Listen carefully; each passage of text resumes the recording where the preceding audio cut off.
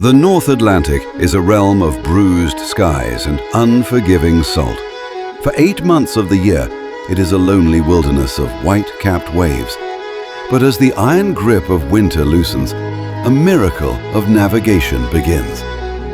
From the vast, featureless expanse of the ocean, thousands of small, tuxedoed figures emerge. They are the Atlantic Puffins, the sea parrots, and they are coming home. To look at a puffin is to look at a creature designed by a committee that couldn't decide between a penguin, a parrot, and a bumblebee. With their oversized technicolor beaks and worried triangular eyes, they possess a comic dignity. But make no mistake, these are among the hardiest survivors on the planet. They don't just endure the Atlantic, they master it. As they approach the jagged cliffs of Iceland, Scotland, and Norway, the air fills with the whirring of wings. Unlike the graceful glide of a gull, a puffin's flight is a frantic, high-speed blur. They must beat their short wings up to 400 times a minute just to stay airborne. It is an exhausting commute, but the destination is worth the effort. The ancestral breeding colonies, or puffineries, where life begins anew.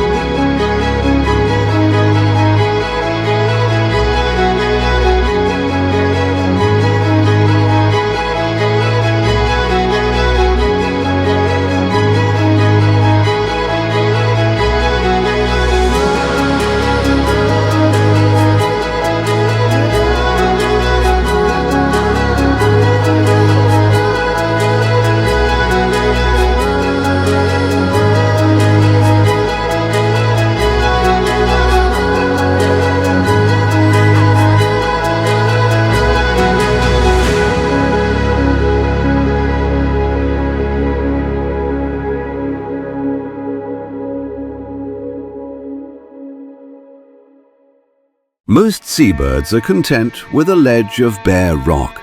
The puffin, however, is an architect. Upon landing, the first order of business isn't romance, it's real estate. Puffins are burrowers.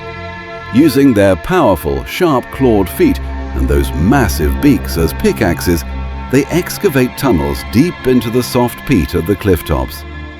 These burrows can be up to 3 feet long, ending in a cozy chamber lined with dried grass and feathers.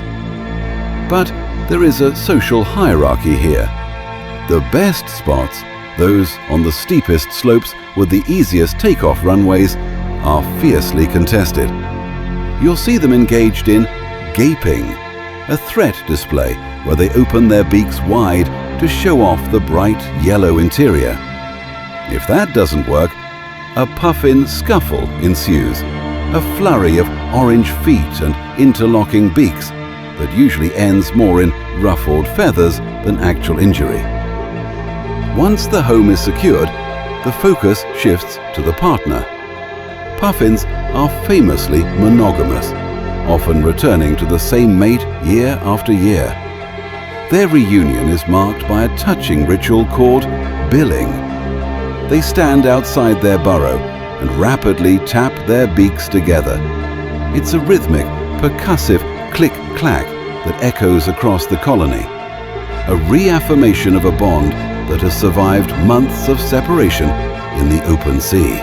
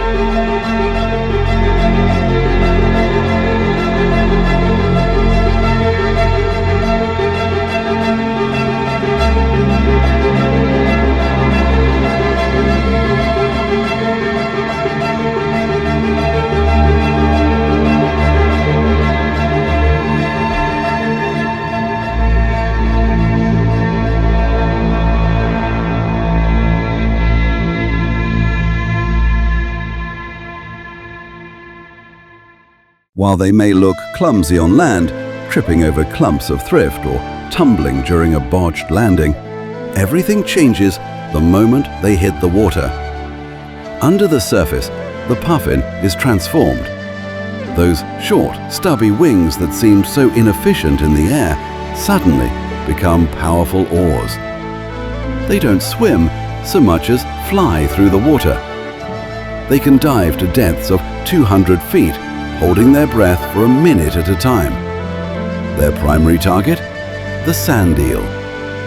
This is where the puffin's most famous feature, the beak, reveals its true genius. Unlike other birds that must swallow each fish before catching the next, the puffin is a master of the multi-bite. Their upper mandible and tongue are equipped with backward-facing spines, or serrations. This allows them to hold a dozen or more slippery fish in place while they continue to hunt for more. The record? A staggering 62 fish in a single beak. It is a masterpiece of evolutionary engineering, allowing the parent to maximize every dangerous trip into the deep.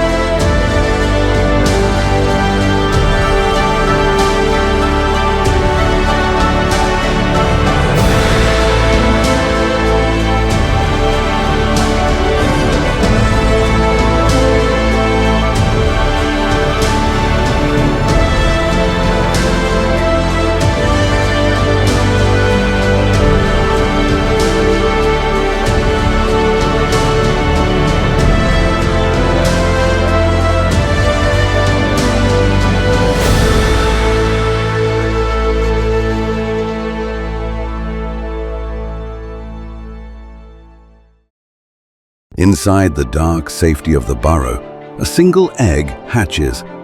Out comes the puffling. If the adult is a colorful clown, the puffling is a soot-colored ball of fluff.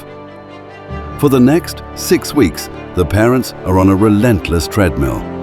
They must fly miles out to sea, fill their beaks with sand eels, and return to the colony to feed their hungry shadow. But the journey home is a gauntlet. High above the cliffs, the villains of the story wait. The great skuas and black-backed gulls. These are the pirates of the sky. They don't want to fish, they want to steal. They watch for a puffin returning, heavy with a full load. The ensuing chase is a high-stakes aerial dogfight. The puffin, weighed down by its cargo, must dive bomb toward its burrow entrance at breakneck speeds. If it's too slow, the skua will intercept it, forcing the puffin to drop its catch. To see a puffin successfully dodge a predator and vanish into its burrow is to witness a small, feathered victory against the odds.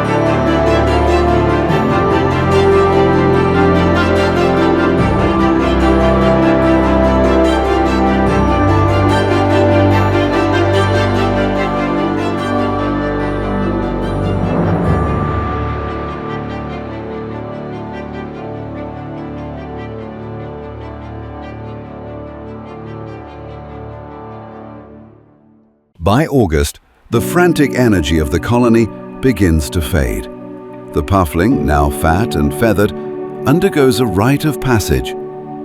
Under the cover of darkness, to avoid predators, the young bird leaves the burrow and heads for the cliff's edge.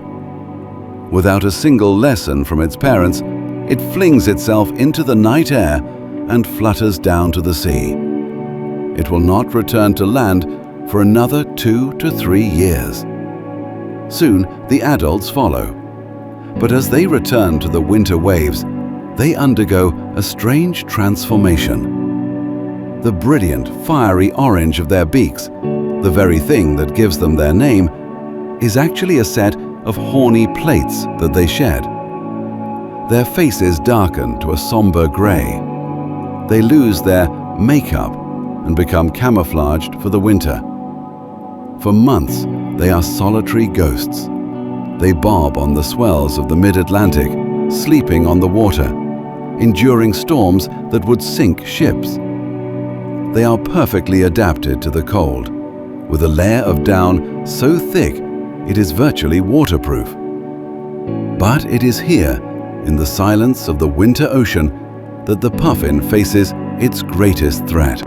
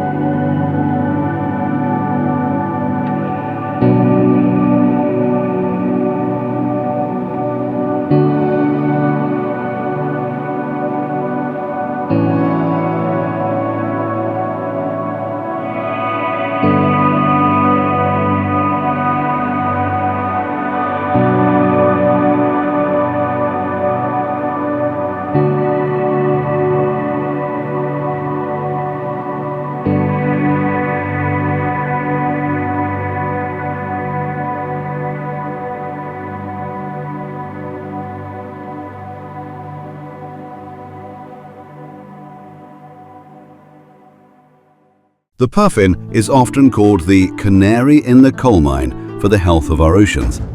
They are sentinels, and lately the message they bring is one of concern. Climate change is shifting the currents of the North Atlantic. As the water warms, the sand eels, the puffin's primary food source, are moving further north, or deeper into the abyss. In some colonies, the results have been devastating. Parents return with tiny, nutrient-poor fish, or worse, nothing at all. We are seeing seasons where entire colonies fail to raise a single chick. Overfishing and plastic pollution add further weight to their struggle. Yet there is hope. Conservation efforts, from protecting nesting sites to managing sand eel fisheries, are showing results. The puffin is a resilient spirit. It has survived ice ages and volcanic eruptions. It is a creature of grit, disguised in the costume of a comedian.